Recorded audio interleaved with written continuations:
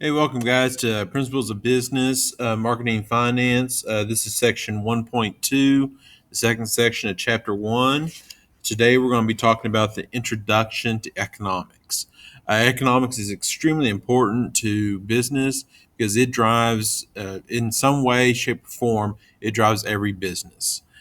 So in order to understand business, marketing, and finance, you also have to understand economics. Now, I'm not going to go extremely in depth into economics. That would take entire 2 or 3 years of courses. But I'm going to give enough that you'll understand and be able to move from there and understand where we're going with this. Of course, later you should be taking an economics course, that'll get you more in depth there. If you go on to college, you can get even more in depth. There's a lot to cover in economics. So, the first thing that we need to see is the objectives. Explain the importance of economics. I kind of just did that a little bit briefly. That economics is very key to how businesses are run, businesses are created, and how they last. I'll also describe the four economic systems, and I'll also discuss the impact of the market forces on businesses. Okay, these are all big things to talk about, and it'll drive our stuff as we go forward. All right. So the key terms we're going to go over is economics, factors of production, labor, capital, capital goods, entrepreneurship, entrepreneur, scarcity, trade-off, opportunity cost, systematic decision making, economic system, traditional economy, command economy, market economy, capitalism, mixed economy, law of supply and demand, competition. Those are all the key terms. Okay, so the central question we're asking for this section is how do the principles of economics apply to business? They tend to help direct how businesses run. The different theories prevent or help certain businesses thrive or fail. So they're very important. Economics is very important to business, but economics is completely separate. It's a different field of study than actually business. But they still interact. Okay. So economics is a science that examines how goods and services are produced, sold, and used. All economic resources are limited. Needs and wants are unlimited. So what it is saying that people, governments, and businesses have to determine what products to produce and when. Resources are limited, so the needs and wants will never be satisfied. So that means that our economic resources, and we'll get into what that is exactly in a little bit, are limited. We only have a certain finite or certain amount that we'll be able to ever accrue or actually get at, but our needs and wants are unlimited. We're always going to want more or need more than actually is available.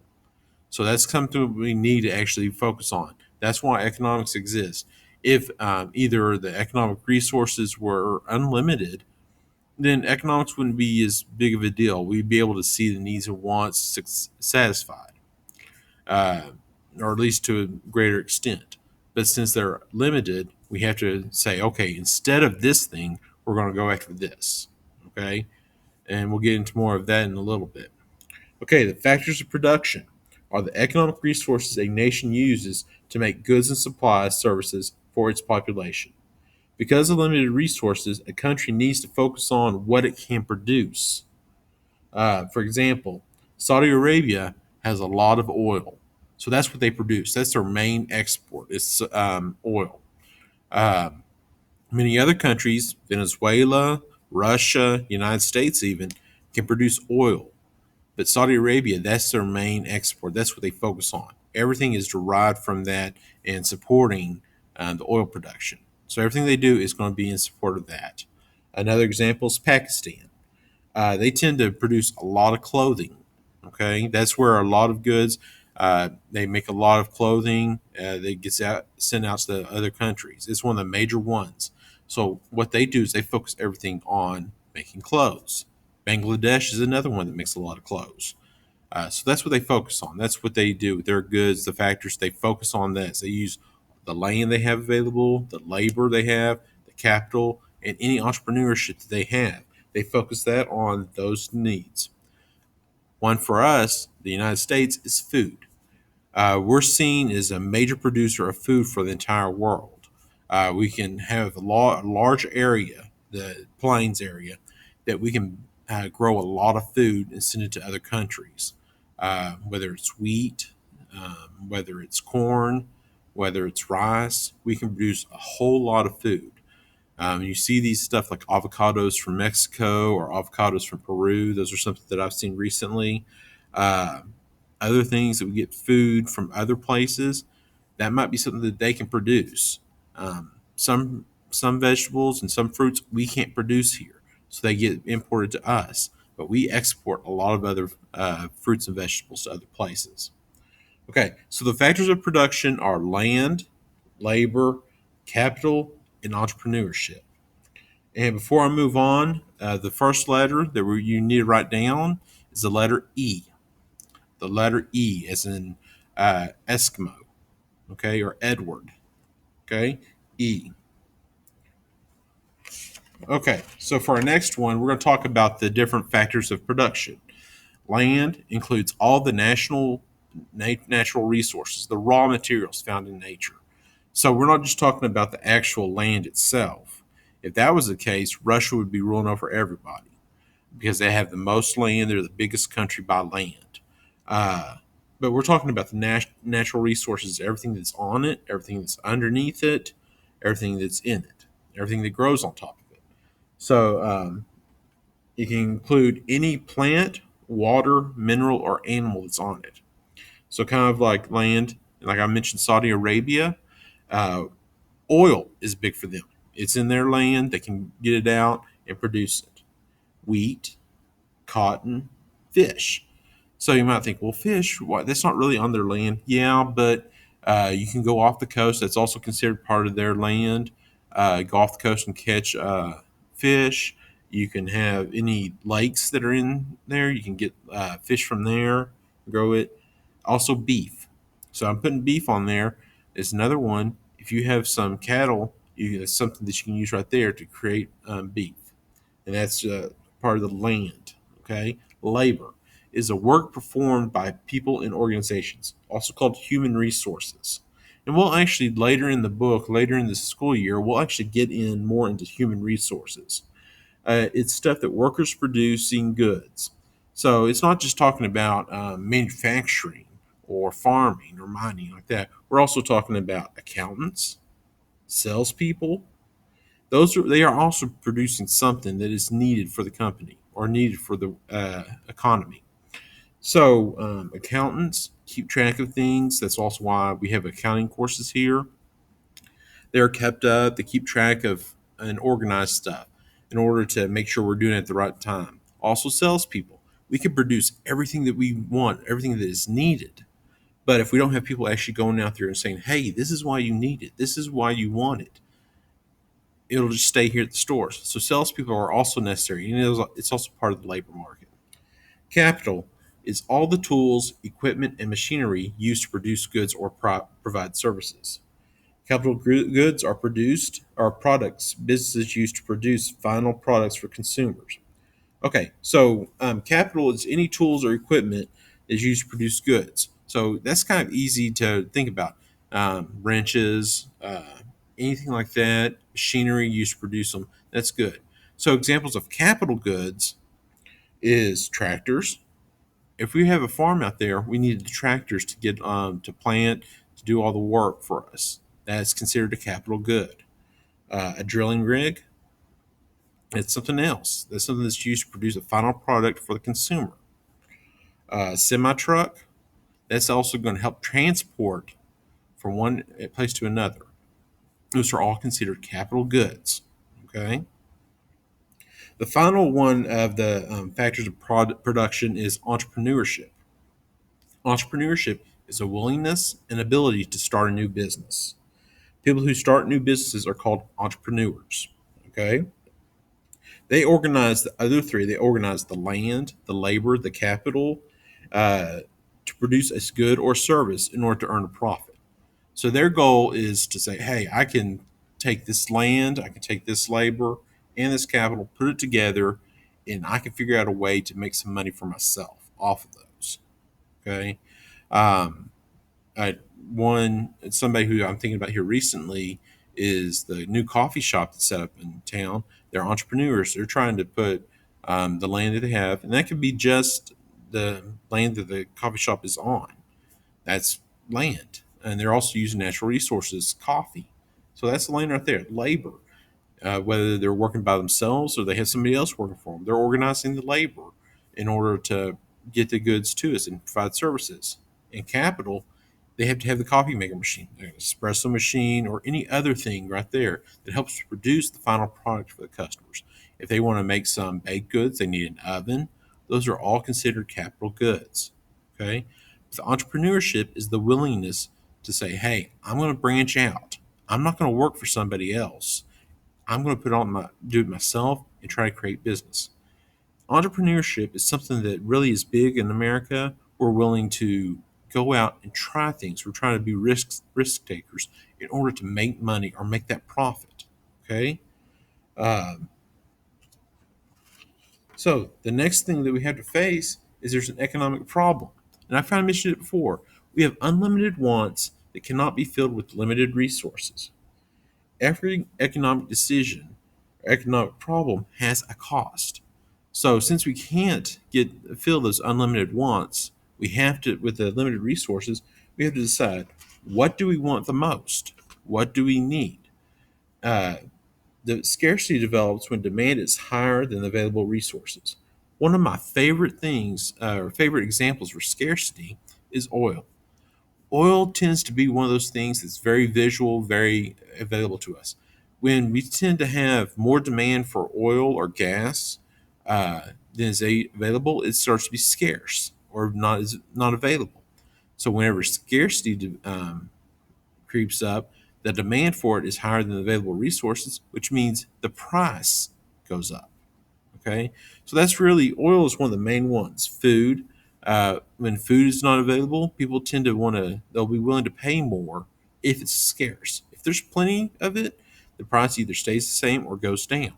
Okay, the scarcity, depending on how scarce it is, also affects how much the price is. So that's part of the economic problem: is how is the scarcity of a product? Where does that lie in weight? Right now, uh, we also have the medicine, scarcity of medicine or medical needs that are available out there. Uh, there's always not enough medical supply. So we always have to kind of ration it out or put it out there as much as we can. A trade off is when something is given up in order to gain something else. Could be as simple as using gas to travel. We're giving up gas that we have in the car in order to get from one place to another. And I say, well, that's not much of a trade off. Actually, it's a trade off. You could actually walk there going from one place to another. You could also say, well, I'm not going to walk from Spearman down to Amarillo. Well, see, that's what you're trading off. You're trading off speed and efficiency, and then you could walk down there. It'd take you a little bit of time, but you walk to Amarillo if you needed to. But you're trading off the gas. Another thing is to give up money to purchase something. That's the main trade off right there. You're going to make money in your life, and you're going to need to find out the trade off of buying stuff. You're giving up the money that you have to get something else. Another example of trade off is trading in an old game to get a new one. So going to like GameStop, if you have an old video game that you don't want to play anymore, you could trade it in, or an old cell phone. You could trade it in, and they'll either give you money or trade you in for a new cell phone. That's a trade off. You're giving up something in order to gain something else. Sometimes you can get more back, sometimes you don't get as much back. So it's really the trade off right there on what you do. Opportunity cost is the value of the next best option that was not selected. The value is a relative worth of something.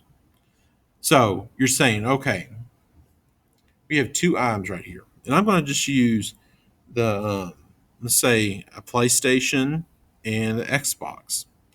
Some people are huge PlayStation fans. Some people are huge Xbox fans. But whenever you're trying to decide which one you want to go buy, You're saying, okay, this one has these features. This one's faster. This one has better graphics than the other one. So the PlayStation, to be honest, I know the names. I haven't kept up as much with the systems, but let's say the PlayStation has better graphics over the Xbox. Okay, but Xbox might have more memory. So which one are you willing to give up? Okay, are you willing to give up the graphics in order to have more memory from the Xbox, or say you want the better graphics? So are you willing to give up the memory in order to get the graphics? Those are the opportunity costs. What are you giving up from the first one to the second one? That's the opportunity cost. Okay, you're giving up something in order to get it. All right. So let's talk about economics. Again, we're talking about limited resources plus unlimited needs and wants equals scarcity. And that affects individuals, businesses, and governments must make choices. So again, we have limited land, limited people, limited capital, and limited entrepreneurs. But everybody always wants food, always wants space, and always wants goods. So we have to figure out which one of those and the differences, and that can create scarcity. There's no actual formula to it. This is a simple visual aid, but it allows us to see that we have very limited resources, but we have to try to meet as many of the needs and wants as possible. And what the difference is the scarcity. Okay? So everybody has to make those choices.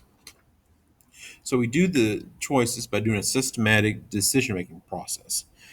Systematic decision making is a process of choosing an option after evaluating the available information, weighing the costs and benefits of the alternatives.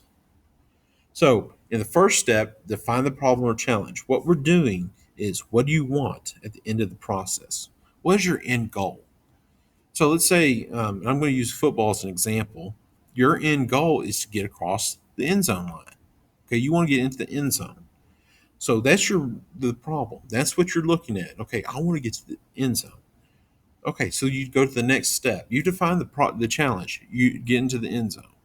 So the next one is research alternatives.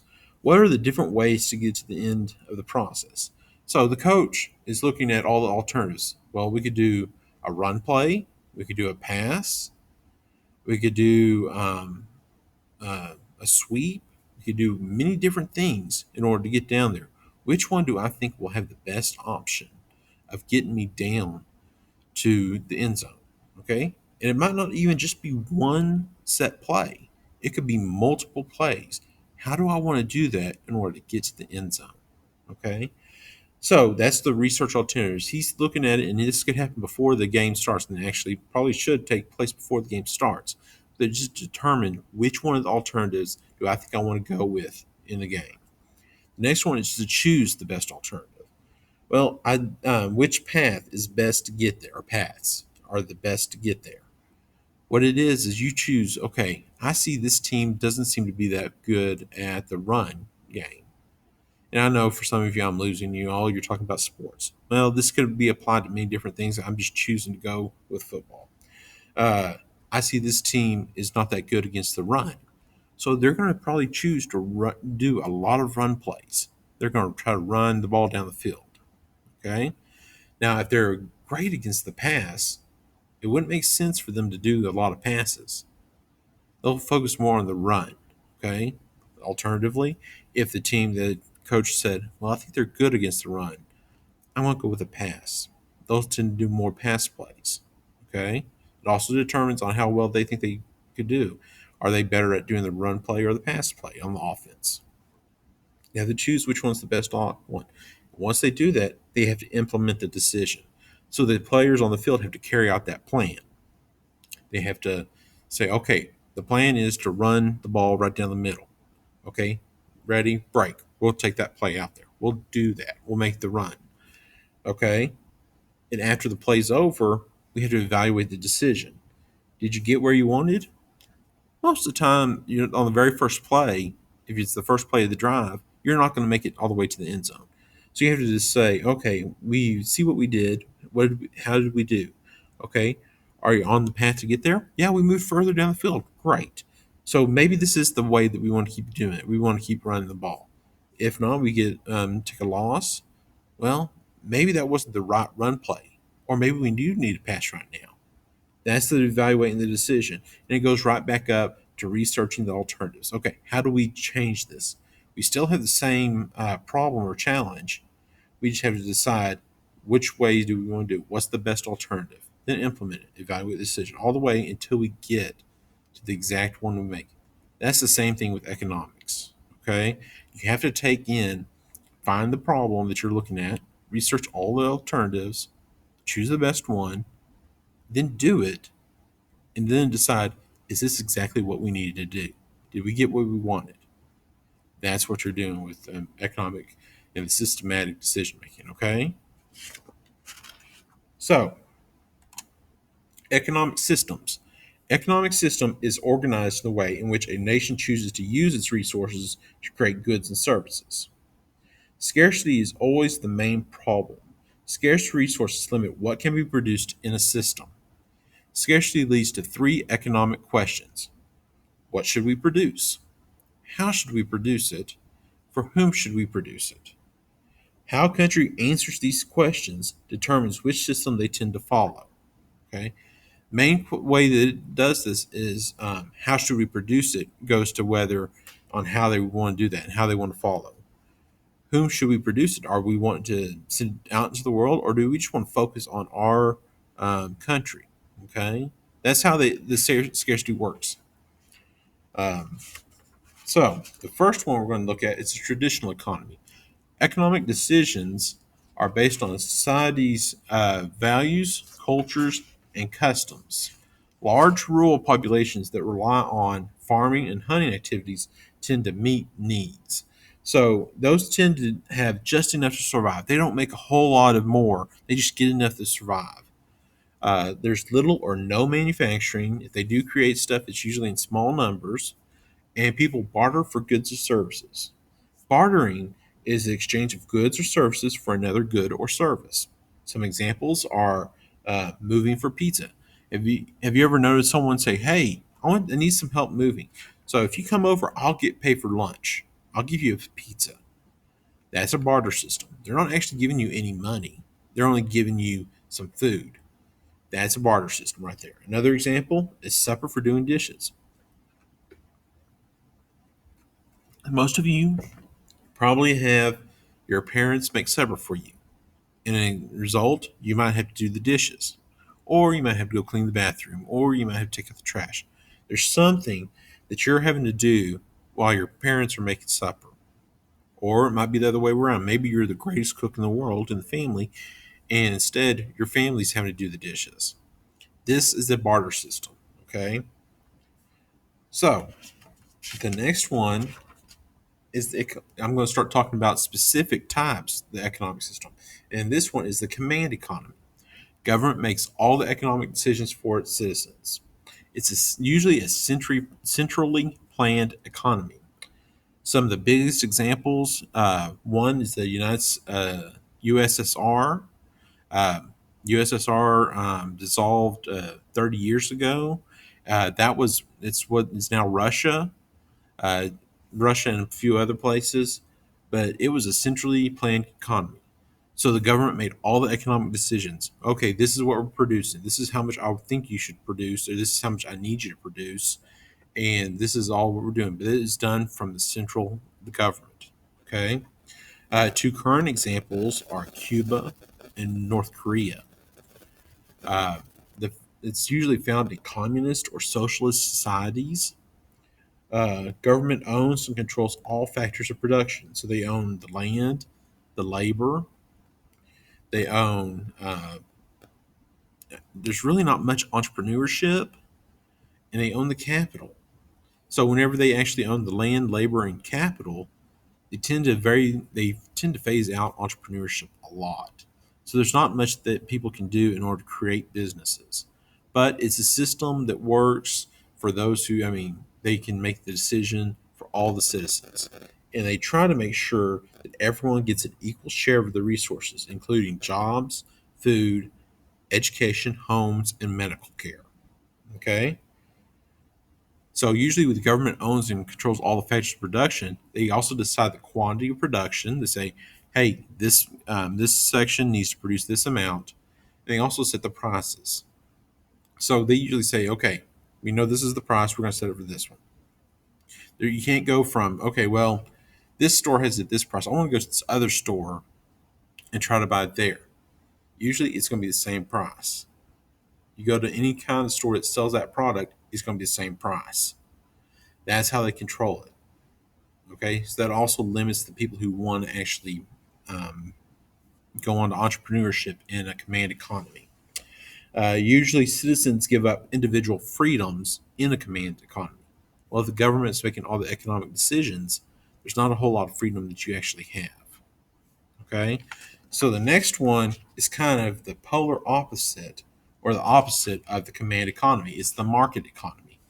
Individuals are free to make their own economic decisions. It's also called free enterprise or private enterprise, also called consumer economy. Okay. Um, Before we move on, the second letter is the letter L. L is in lamb, L is in line. All right. So this is the consumer economy.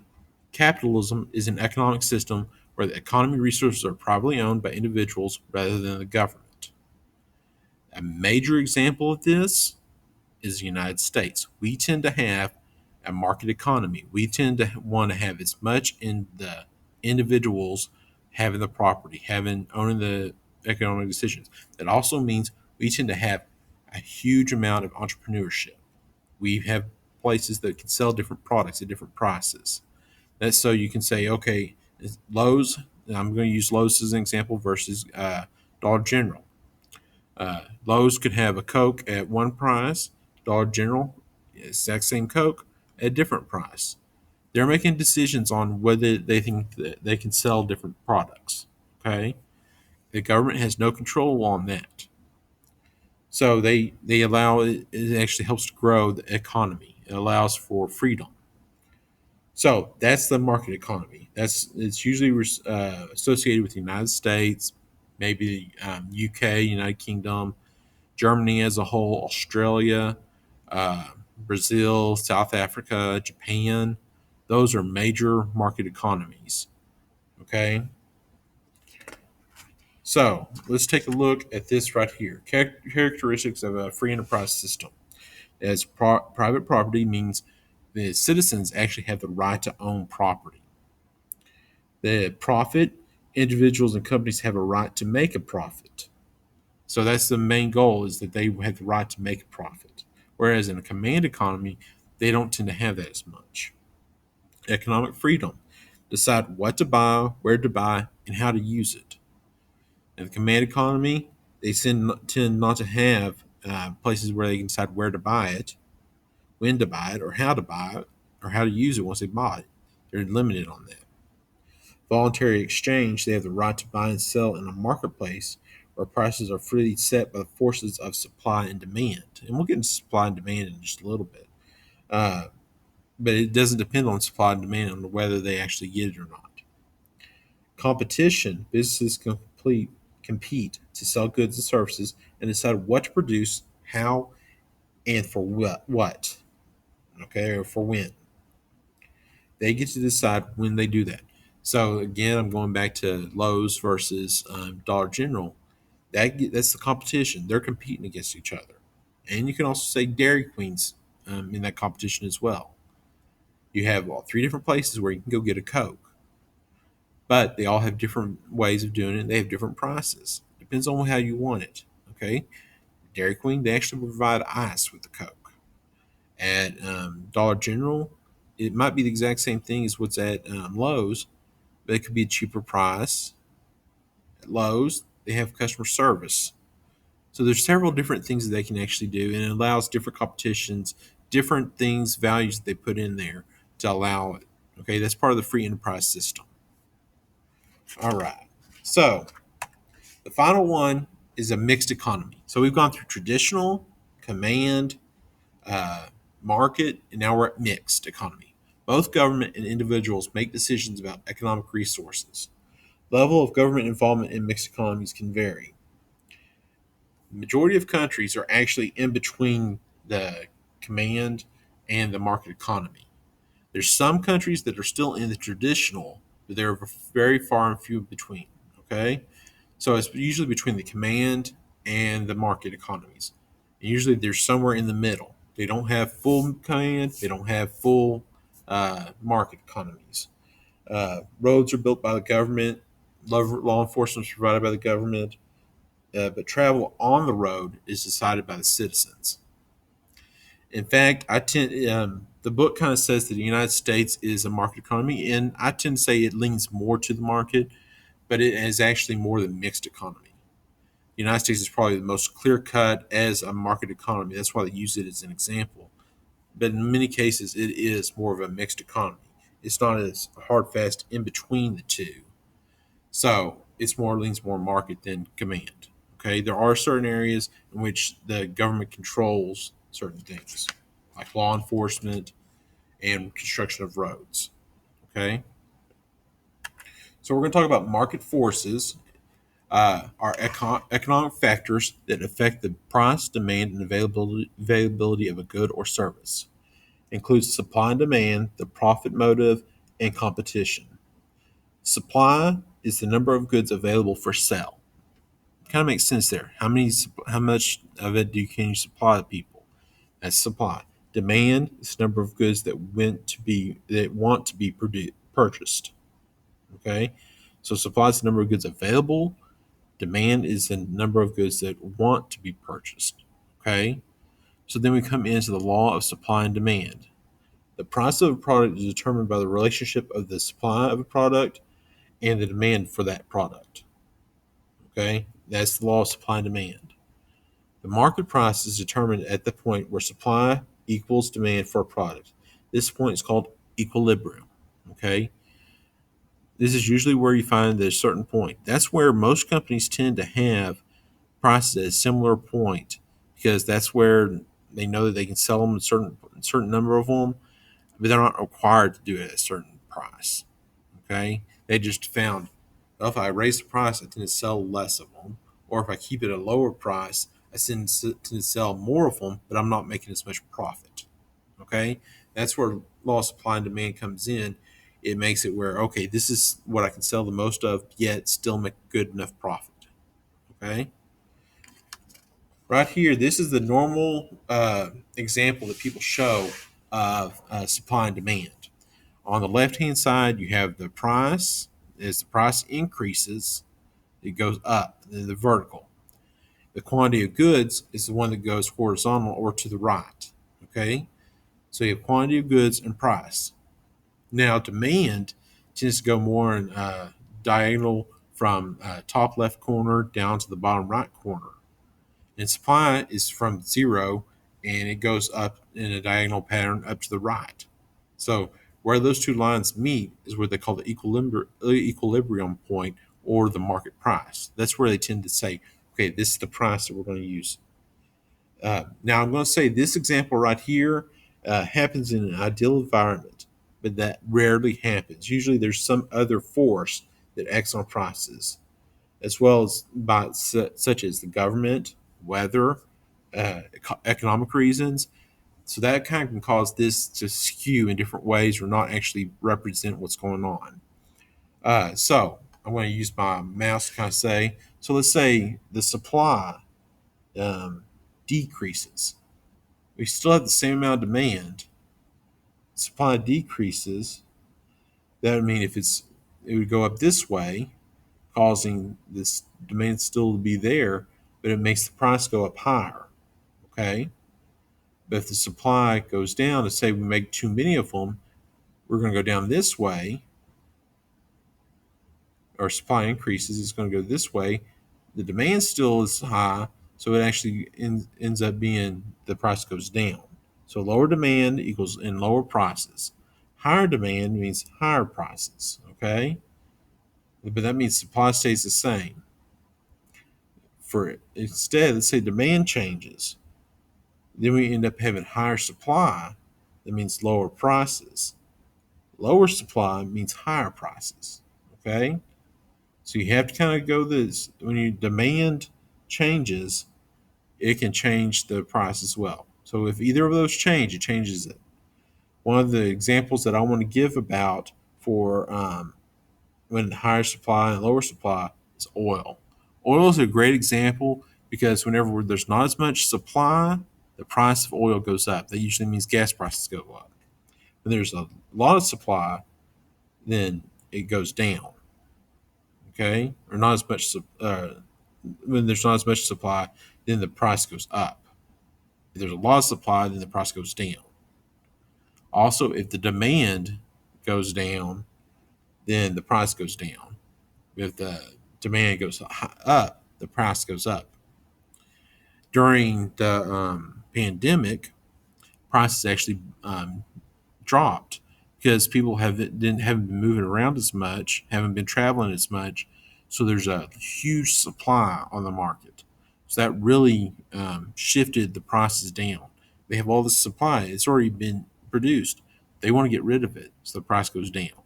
Okay, in the about 4 or 5 years ago, we had high prices because there was a lot of money. A lot of people wanted to go everywhere. There's no restrictions, so that caused the price of it to go up. Okay, that's how law of supply and demand. I truly think oil is one of the biggest examples of that. All right, supply curve. Producers supply greater quantities at higher prices. That means that if they think that it's going to be higher prices, they're going to want to try to produce as much as possible. The demand curve. Consumers buy fewer goods at higher prices. So that means that as the price goes up, they're not wanting to buy it as much. Okay. When demand is greater than supply, a shortage develops. Usually happens in a strong economy. A strong economy usually tends to have that happen when most people have a lot of money. Okay.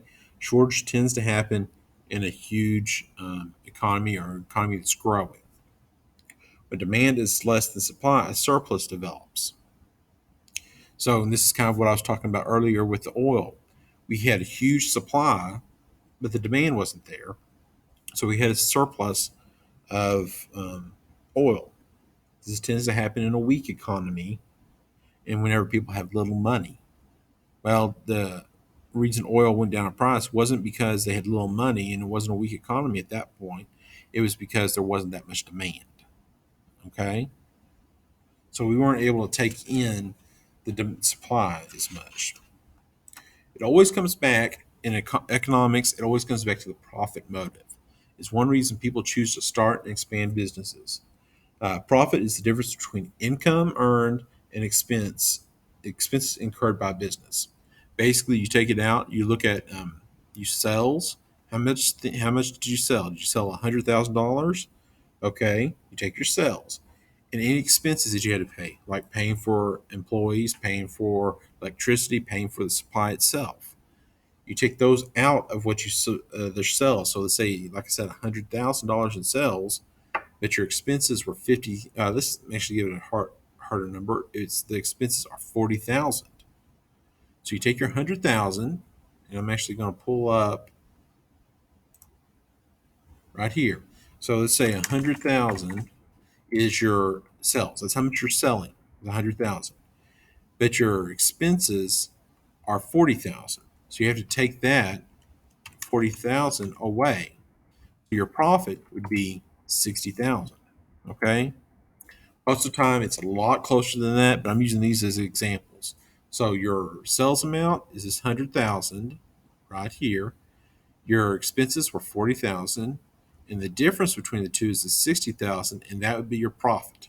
Okay, that's how you determine what profit, and that's what motivates people. If they think they can make more money doing this than working for just a regular job, they'll be entrepreneurs and try to create this profit motive. Okay.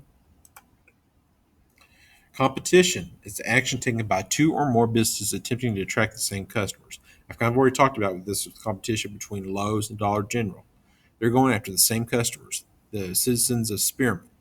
Okay, consumers are free to choose the goods and services they buy, so they can decide whether they want to buy it from Lowe's or they want to buy it from Dollar General or even buy it from Dairy Queen. They can buy the goods they want from wherever they want, but it's just they're trying to this competition. That's where sometimes they go on sale or they try to get you with something else. That's the competition. They're always trying to get the same customers to buy the same product. Okay. Real quick, the third letter is the letter T. Letter T. T is in Tom. T is in uh, telephone. T. So let's review. What is the basic economic problem? Consumers, businesses, and governments constantly make choices about using limited resources to satisfy unlimited wants. That's the basic economic problem. List the four factors of production a nation uses to make goods and supply services for its population. Four factors are land, labor, capital, and entrepreneurship. And like I said, command economies, they don't tend to have a whole lot of entrepreneurship. So they end up having just those three, the first three. United States, for example, we have all four of them, and we tend to have a lot of entrepreneurship. Okay. What are the four economic systems that we talked about? We have the traditional economic system, the command economic system, the market economic system, and the mixed economy. Those are all the four different economic systems that we have to go through. Okay. I've given a little bit of each of them. Tend to think of traditional as the agrarian, those who make their money off the land. Okay, that's traditional. Command, the government, central government plans everything out. The market, it goes down to the people who are making the money or who, businesses, they make the decisions. And mixed economy is somewhere in between the command and market economy. Okay. The fourth question is, what are market forces? Market forces are economic factors that affect the price, demand, and availability of a product or services. They put forces on where things are going to be available, the price, the availability. Okay, those are market forces. Identify three market forces that impact business. Market forces include supply and demand, the profit motive, and competition. Okay, the supply and demand is like I was showing you mostly, and that's what most people refer to is there enough supply? If there is there enough demand? And how do those interact together? Profit motive. If you have the desire to sell something that's for $100 that most people see worth $2, you're not going to sell that a whole lot. But if you want to sell it for $2 or even $1.50 and it's $2, you're going to sell a bunch of them because people are going to want them for that cheaper price. Then competition, again, using Lowe's and Dollar General as an example. That's how competition works. Okay. Now I want you to make sure that you wrote down those three letters and are going to turn those in after you get through with this. All right.